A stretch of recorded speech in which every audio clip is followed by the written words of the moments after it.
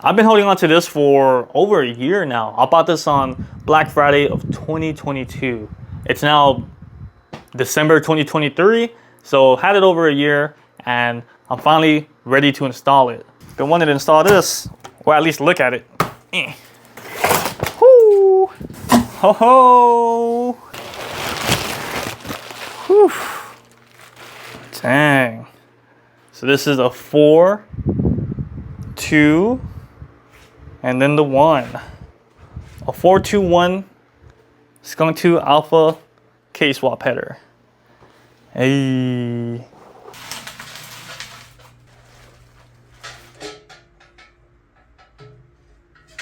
Ding! That thing looks super nice. That was also the easiest install ever. Like, I just literally put it up, slid it in, put in a bolt, and the Dunsky. It is kind of touching a little bit on the passenger side. I probably just gotta hit it with the hammer. It'll be good.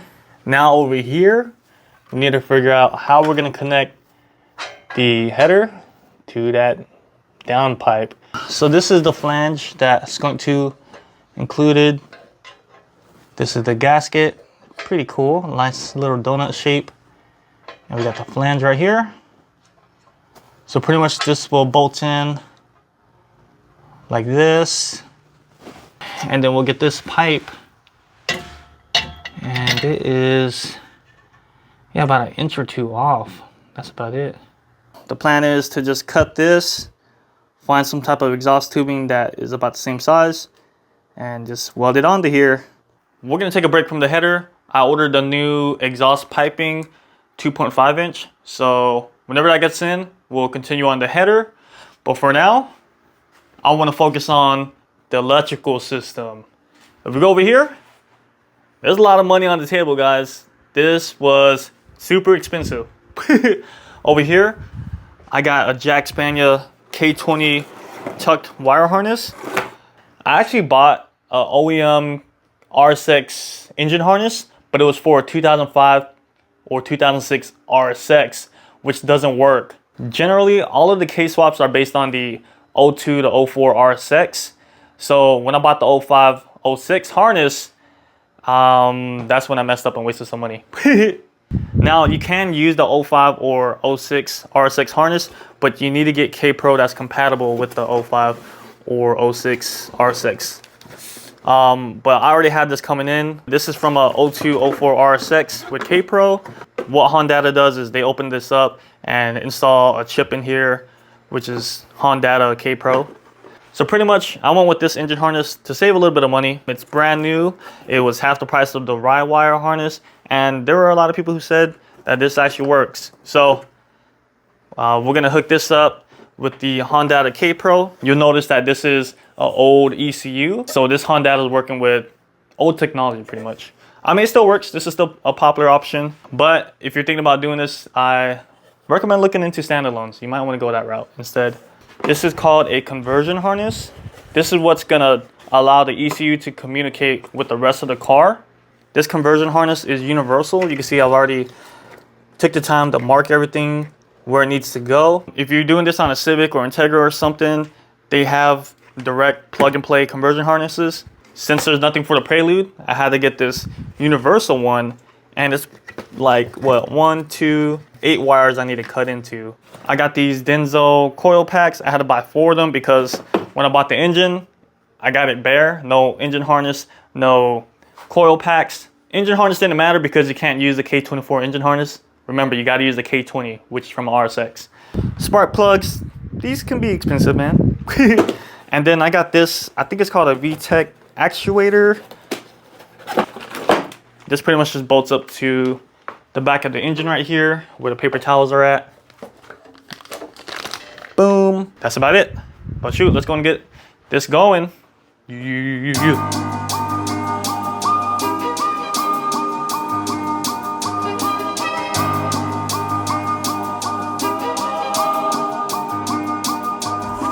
Why did they make it upside down? What the heck?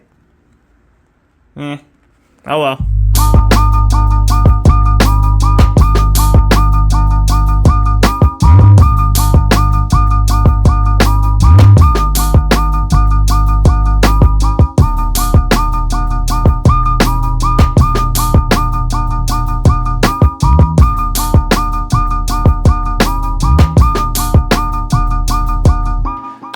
so I didn't do all this work on shaving the engine bay just so I could put the battery back right here.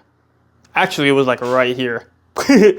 But with that being said, we're gonna be relocating the battery to the trunk. And this is all the stuff we're gonna be using. Woo! If you hear water, that means it's unsealed. I'm gonna change this to AGM style. Pretty much you want a sealed battery, otherwise you're gonna have to use an enclosed box and have it vented, because these could spill, I guess, acid or fumes, and it's not good to breathe in. So this is a relocation kit from Amazon. It was only like maybe $15. Right here I have a breaker, circuit breaker, 150 amps. I got a crimper. Over here I got 2 sets of 0 gauge wire. Now typically you want to go with 4 gauge wire, but if you're gonna have like a subsystem or electronics, you might want to go with 2 gauge. Me, I'm gonna have a lot of stuff going on. I got a touchscreen radio, a subsystem, backup and front cameras, a dash camera. So I'm gonna want as much power as I can get, and that's why I'm going with 0 gauge. And right here, I got this junction block. So since the battery is gonna be all the way in the trunk, I don't wanna have a bunch of wires from the engine going all the way to the trunk. All right, so I'm gonna put the tray on the passenger side rear trunk. I want it kind of all the way up to the side, but I also want like a flat surface to bolt it to. Maybe I should have got a smaller tray.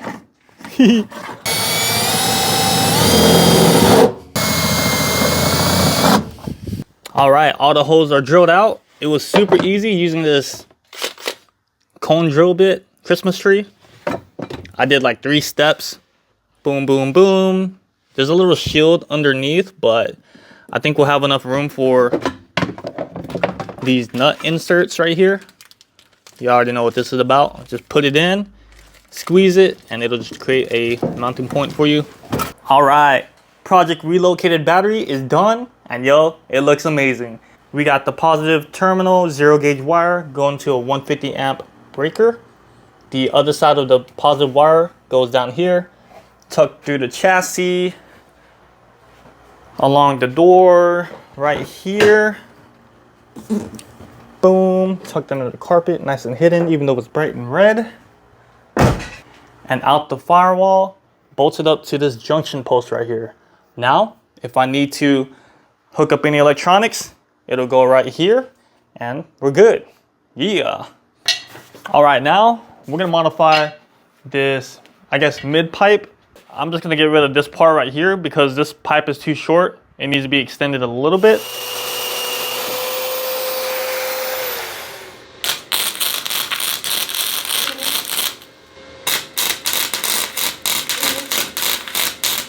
I have no idea why it sounds like that.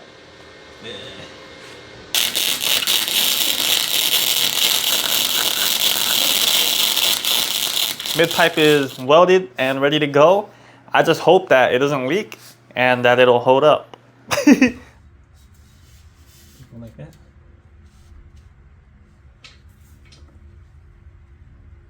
Oh, it connects. Header and exhaust is done. It looks so good. Bolted up. I do have a little concern though. My, I guess like down pipe, all of that used to hang really low. But I guess with this new header, it's kind of holding everything up back there. So I feel like this header is having a lot of weight on it. And that might be an issue later down the road. Look at these hangers. Usually it's supposed to be hanging down and, you know, kind of stretched. But right now, this is pushed so high up that the hanger ain't even really doing nothing. At least it's looking really good. Woo, nice and tucked until you get back there and it hangs a little bit. All right, guys, finally got the axles in. This is the setup. It's a K24 TSX manual half shaft. I was able to reuse the driver's side axle from the Prelude, but it goes on the passenger side because, you know, the transmission is now on the left side instead of the right side.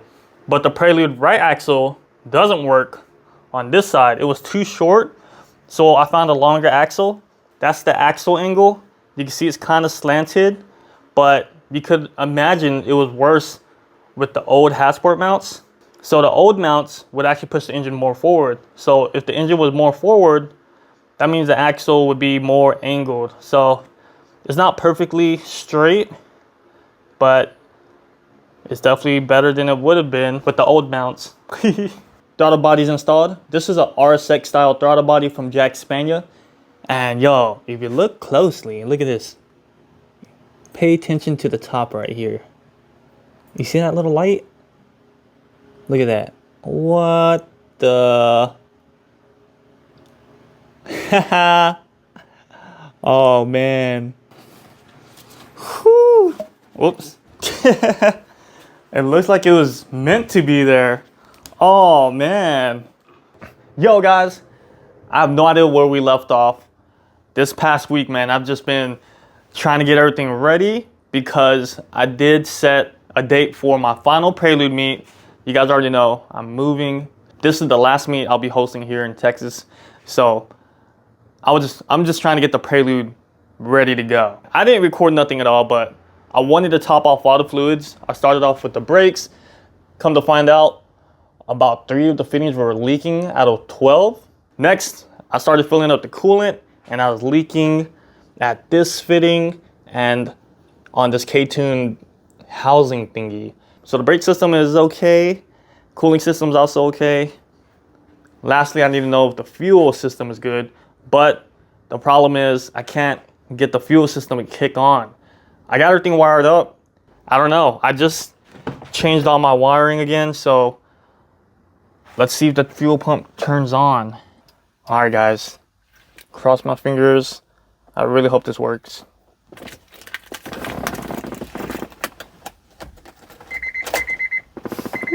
Haven't heard that in a while.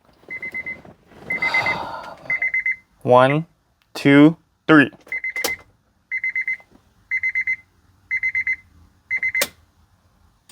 I think I heard it. That freaking key thingy is super loud. Hold on. All right. 1 click. Nope.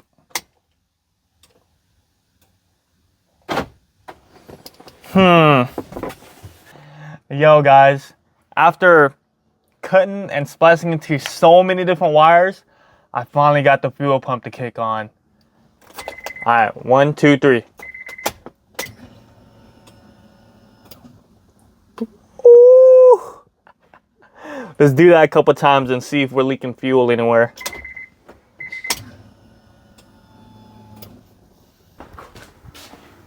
Okay, right here. And I think that's it. Oh man. Smells like nice fuel. That is so loose. This is not the right one. All of the fuel leaks are fixed. I used Teflon tape on this and that. And I had a leak right here. Just had to tighten the AN fitting. And there's no coolant leaks. Okay. Not over there. I think we're good to go. I think it's time to start the Prelude up for the first time. Whew. Let's go. 1, 2, 3.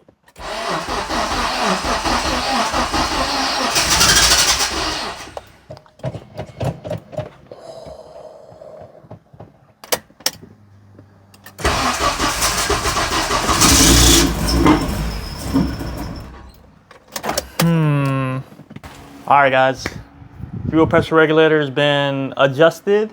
At first the needle wasn't moving at all. Now it's shooting up to like 45 when I first primed the fuel pump. Let's hope this works.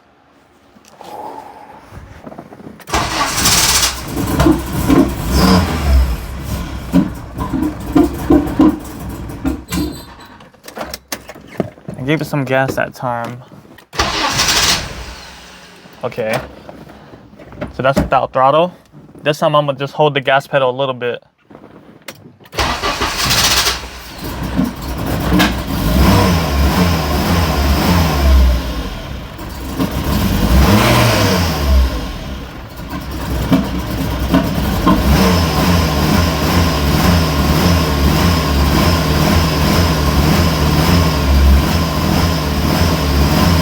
let go of the gas pedal.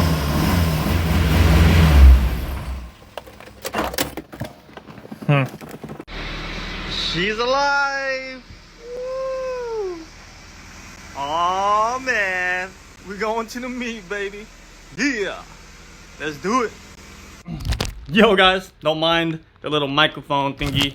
Haven't used this in a while, but anyways, I'm gonna start up the Prelude. I need to burp the system before the meet. I got less than like 40 minutes, so I'm tripping. This is also gonna be the first time I test out the brakes. It feels nice and firm, so I'm gonna roll back a little bit and see if it stops. Wish me luck.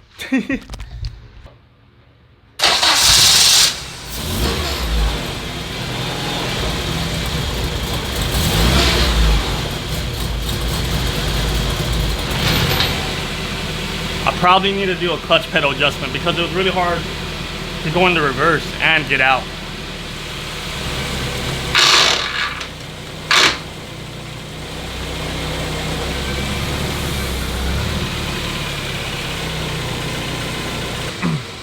Sounds good, doesn't it?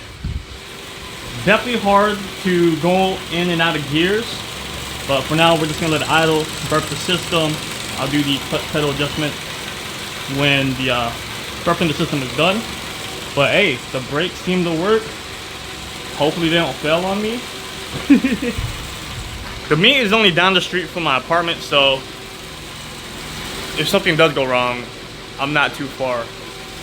Oh, and I also got a fire extinguisher just to be safe. I don't know where it's at, but I'm gonna take it with me. Even if I don't know how to use it, I'll learn if I need to, if something happens. Hey. Yo, at this rate, I'm gonna be late to my own meet. It's supposed to start in like 20 minutes, and I just started burping my system. Woo. I think the lute is ready to go. Everything's tightened. I need to at least clean my window. If I can't clean the car, I gotta have nice windows. Oh, it's been so long. All right, very first drive. Sorry, you guys might move around. And it's really loud in here. Got different mounts, you know? Ooh, no power steering.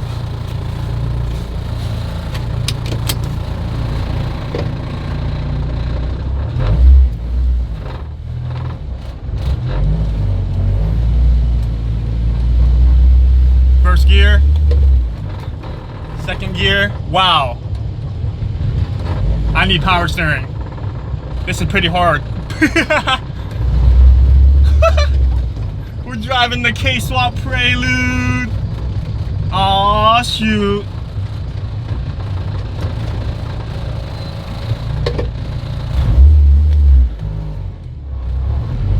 This thing's a beast. It needs to be tamed. It's hard to drive, man. The clutch feel is really weird. I think I got a stage 1 clutch. Yeah, I didn't want no stage 2. Why get stage 2 if I don't know what stage 1 feels like? I don't even know why I'm signaling. I don't got my lights hooked up.